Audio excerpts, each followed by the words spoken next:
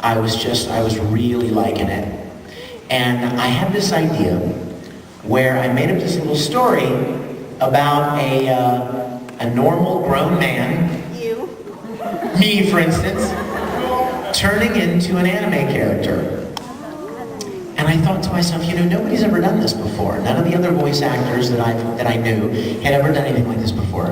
And a lot of you may not know, my college degree is actually in film. So I have a lot of experience in shooting and directing and editing and all that kind of stuff, sound design, all of the production-related elements of making a movie or something like that. So I got this idea, made up this story, and then I started asking the other voice actors in Full Metal if they would be interested in cosplaying as their characters as well. How come Roy didn't do it? Because Roy is a loser. Now, actually, I will tell you a funny story. Travis, when I finished this, Travis was not in it because we shot this whole thing in one weekend in Houston, Texas, where I was living at the time. And we got a whole bunch of Risible Rangers to come out and be extras on this shoot. But Travis lived in Los Angeles, so there was no way that he could be in it. And I was really sorry that he couldn't. And every time he sees it, he stomps, he's like, I wish I could be in this. It was so good. So when you see how much it took to make it, you'll know why I didn't make a sequel. There's another reason I didn't make a sequel. Shortly after, I began to show it at conventions, and I only showed it at conventions. I didn't put it on the internet. I didn't sell it. I didn't put it on some DVD somewhere. I didn't give it to anybody. There was only one place you could see it. And it was at a convention that I attended. Here? Sorry? Here. I mean, like here? Yes, like a convention that I attended. But I wanted to keep it very special. You understand? I wanted to keep it special for the people that came to conventions. So I didn't want anybody to videotape it and put it on YouTube. And We wouldn't do that to you. You know what? God bless you. There's another one. But I'm going to ask you, that reminds me, right now, you guys, I'm going to show it to you, but only on the condition that you do not videotape this, all right? Do not video this and put it on the internet. I'm begging you. If you have any respect at all for my request, okay? And the main reason is because I want other people to see it the way you're getting to see it. You know what I mean? I want them to be able to come to a convention with a bunch of other anime fans, nice big speakers, you know what I mean? And experience it in a special way, the way you're getting to experience it. Not like somebody handheld 5 rows back, you know what I mean? And it sounds bad and it looks bad and it kind of diminishes the specialness of it. So, do I have your word? Okay, if you see anybody, obviously I can't keep my eyes on the whole group here, but if you see anybody videotaping, bonk them on the head and steal their camera and put it on eBay, alright? And I'll give you a free CD. So people are going to start bonking people for no reason. Was he videotaping? No, I just wanted to steal his camera and put it on eBay. Okay, so we started showing this for about a year after I finished it, only at conventions. And then something happened. It started becoming very popular at conventions, and Funimation started getting worried that the Japanese who own Fullmetal Alchemist might get mad that one of the actors made a live-action Fullmetal Alchemist. See what I'm saying?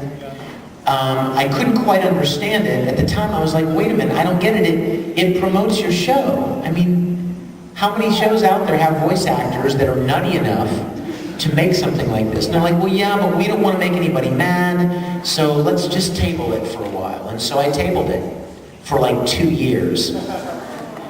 And just last year, one of my dear friends at Funimation, Sophie, contacted me and she said, Vic, I have some good news for you. If you'll let me know when you intend to show it, you can start showing Fullmetal Fantasy again at conventions. So, we're going to show it, and if you, my Mr. Soundman back there, if you would crank up the audio and blow their hair off their heads. Yeah, you know you want it.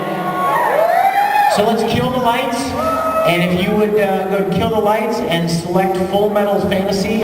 So, yeah, I know, isn't it amazing how fast our time goes? We have 7 minutes left. I know, right? Do you have a question, my brother? Let's take another question. Oh my gosh, every time I see that piece of work, it's just so emotional. Thanks, dude. I'm glad you enjoyed it. Nice to see you again, Vic. By the way, make sure to get a CD. I heard the remix of Brothers at Izumi-Con, and he, despite an injury, man, I kept doing Triple D graves. Like, Thanks, bro. my question is, I've heard from other voice actors that you're just a machine out there. I know you love this. I love this work too. I'm just trying to figure out what gets you through all the tough times. Like, how do you do it? Tough times? Yeah, I mean, like I'm sure with any occupation, there's always going to be a time where it's like, oh my gosh, this is just overwhelming. I mean, I feel like I've gone through it. I'm actually going through it now. I'm trying to figure out what's a good way to just get over it. Well, you know what? Every part of everybody's life, everybody has times in their lives when they go through the difficult times. If you haven't gone through that yet, it's just because you're still young. But those times are going to come. For me, my faith, my trust in God gets me through difficult times. Friends, people that I know care about me and that I can depend on and count on. But voice acting is acting in general, acting is a very uncertain career. You never know when the next day you're just not going to have any work, and you may not work for another month or 2 months, and you just never know when your next job is going to come.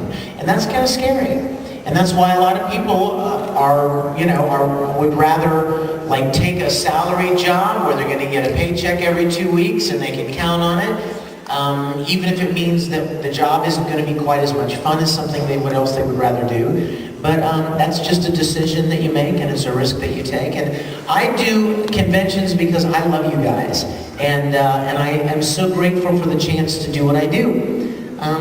If I were a stage actor, we would be coming out here every night doing a performance, right? And there would be an audience, and you would laugh, and you would cry, and you would feel the emotions of the play. And I would be here with other actors, and we would be creating these moments on stage. Well, when you're voice acting, you don't have any of that. All of the emotional moments, let's say in Fullmetal, for instance, all of the emotional moments, and there were many of them, right? All of those moments, when I recorded them, there was nobody there. There was nobody in the booth with me crying or going, oh, or laughing at a short rant, or just experiencing. There is no audience. So when you record these things, you have no idea how they're going to come out.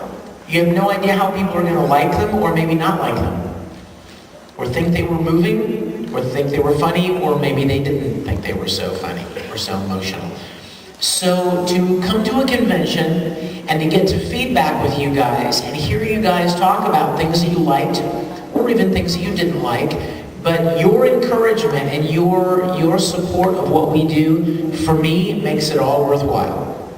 And that's why I love doing them, because it's my chance to interact with you guys and get feedback about the work that we've done and hear what you have to say about it. So it's difficult sometimes, but my love for it and God's grace gets me through, and when I'm tired, and I get tired a lot of flying, but I love what I do. Like I said, I love what I do, and you can't put a price on that, you guys.